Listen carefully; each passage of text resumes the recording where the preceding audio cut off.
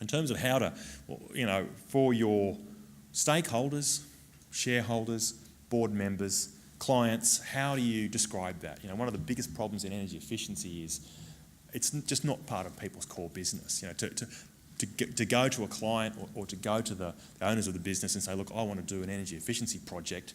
Often it's, that's not what we do. Our core business is over here. I'm going to try and help you, sort of build a successful business case for that lighting upgrade. So I sort of tried to break that down into 3 steps, and I said 3 steps to turn a business case into a bankable project. The first one is to do with making that project part of the organisation's core strategy. So it fits in with their core objectives and their core business. It's not something outside of the box. It's something which fits with what they do every day.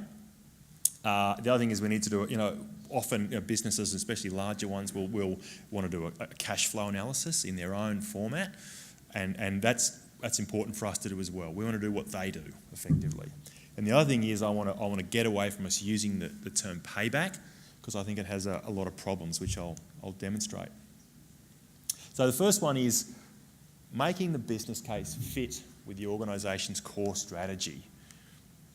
Link it to the business's priorities. Look at their business plan. Look at their objectives and shoehorn our energy efficiency project, in this case lighting upgrade, into that strategy. Involve the right people, the decision makers. Identify the risks in the project. What's the likelihood of the energy savings occurring? What are the variables, and let's try and mitigate for those. Describe all the costs and benefits, not just the energy savings, but better productivity, happier workers, less days off work, etc. And consider a range of funding options to try and I'll show you a website which has a lot of this sort of information. This is how to sort of try and get that project, give that project the most success in the eyes of the client. The other thing we need to do is often, as I said, especially for larger businesses, they'll want to do a cash flow analysis. They'll have a format. They'll want to have some sort of financial mechanism for making decisions about investing money. And often there's a cash flow, sort of spreadsheet or something that goes with that. We should do that if we can. We should ask them, what do you do? What's the format that you use? What sort of cash flow analysis do you do? Can we get that format and put our project into that so we're talking the same language? This is an example. Again, same project, but it has these sort of, over 10 years, which is sort of the life of the project. It has these cash flows. We invest the $36,000 here and we return $12,000 a year here. So a cash flow analysis is something that if you're dealing with energy efficiency projects, you should get used to doing.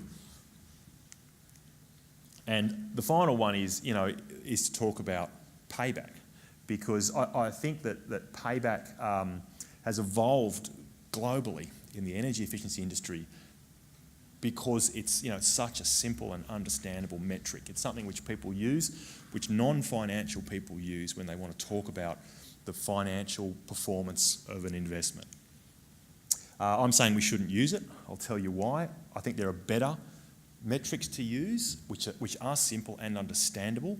So if you're talking to a non-financial person, I think part of the problem is when the engineer or the energy efficiency provider goes to the client or goes to the board or to whatever the organisation is, often the first person they'll meet is a building manager or a shop floor manager who is not a financial person, and we'll talk. That person will understand payback, and we'll talk about payback because the technical person or semi-technical person understands that.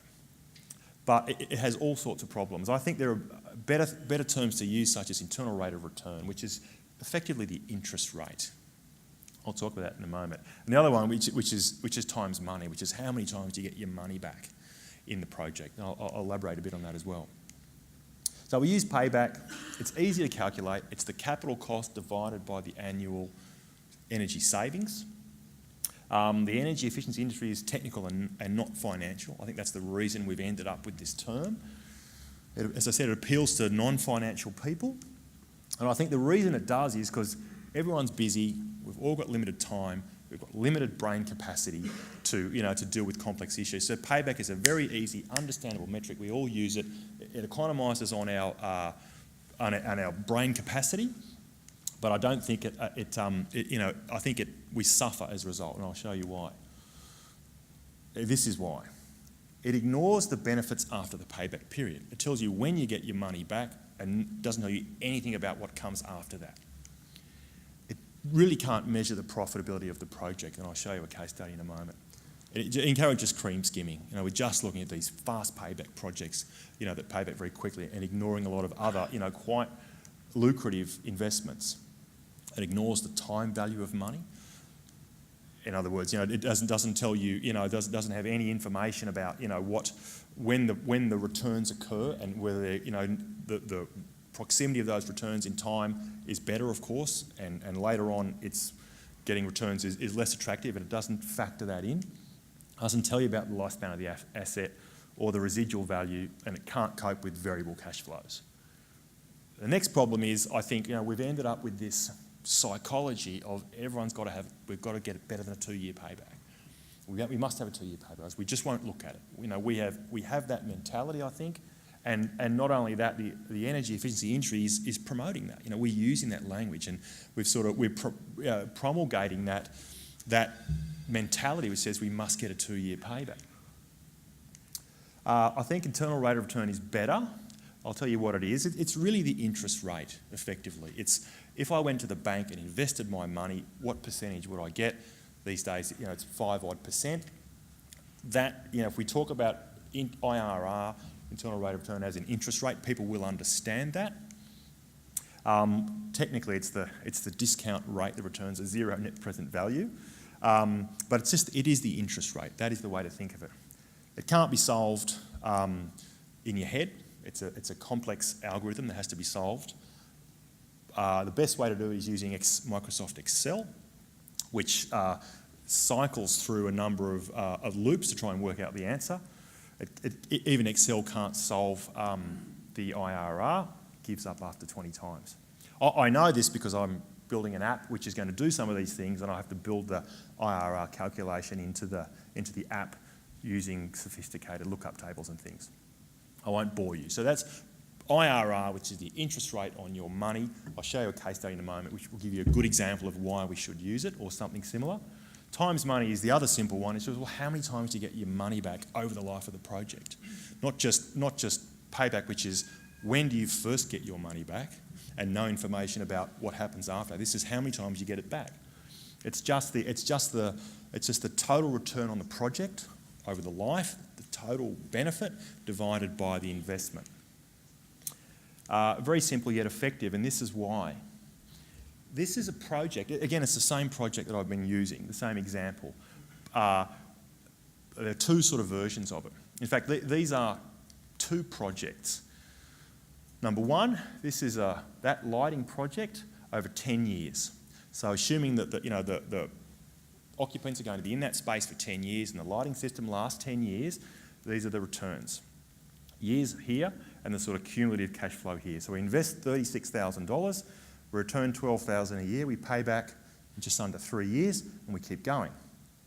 Simple payback is just under 3 years here. So if we describe that project in terms of simple payback, under 3 years. The IRR is 32%. Now, that's the interest rate that you're getting on your money. So which sounds better? To go to a client or a board and say, I can get you 2.9 years payback. It's not under 2 years, not so good. I can get you 32% return on your money. That to me is a much more compelling argument, and it's just interest rate. It's not sophisticated. Everyone understands it. Or times money. I'll get your money back 3.5 times. That to me is so much better than using payback. Now this is a different project, very similar, but it just ends after 3 years. So imagine that the lighting system, the lease on the building was only 3 years, and after 3 years, that's the time horizon of the project, okay? It just ends after 3 years because we leave the premises. The payback is the same, 2.9, 2.9, okay? Those two projects are very, very different. They have the same payback. That's the problem. Now the IRR on this second one is 1%, and your times money is 1. okay? And yet, same payback. So to me, to describe projects in terms of interest rate IRR or times money is much more compelling. There's a lot more information and it's easy to understand.